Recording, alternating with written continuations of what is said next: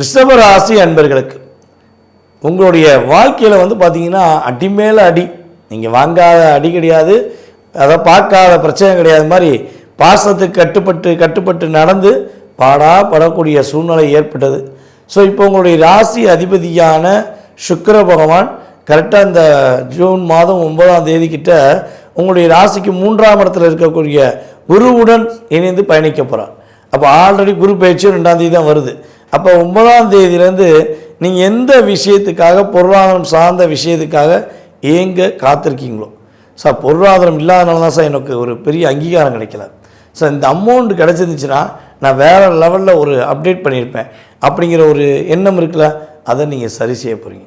கொஞ்சம் மகிழ்ச்சி சார்ந்த விஷயங்களுக்காக உங்களுடைய செயல்பாடு இருக்க போது.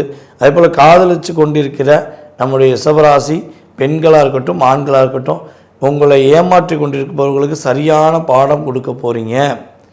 உங்களுடைய திறமையை உங்களுடைய செயல்பாடை உங்களை ஏமாற்றுவர்கள் இப்போ தான் புரிந்து கொள்ள போகிறாங்க. சரி இதுக்குமே தாங்காது, நம்ம பண்ணோம்னா அவங்க நம்ம என்ன பண்ணுவாங்கன்னு நமக்கே தெரியாதுன்னு ஒரு பயம் அவங்களுக்கு வரப்போகுது. அதே போல் வந்து பார்த்திங்கன்னா நம்ம ரிஷபராசி அன்பர்களுடைய கல்யாண வாழ்க்கை இனிமே தான் சிறப்படைய போகுது. திருமணத்துக்காக வரன் பார்க்குறவங்களுக்கு உறுதியாக திருமணம் முடியும். ஸோ வேலை தேடி கொண்டிருப்பவர்களுக்கு வேலை வாய்ப்பு உண்டு.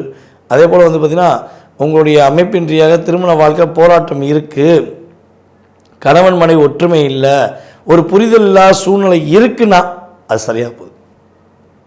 உறுதியாக உங்களுடைய கணவன் மனைவி ஒற்றுமை சூப்பராக போகுது, லாபங்கள் அதிகரிக்க போகுது, சந்தோஷம் பெருக போயிடுது. ரிஷபராசி அன்பர்கள் இந்த ஜூன் மாதத்திலிருந்து ஏற்றம் மாற்றம் முன்னேற்றம் என்ற அமைப்பில் செயல்பட போகிறீர்கள்.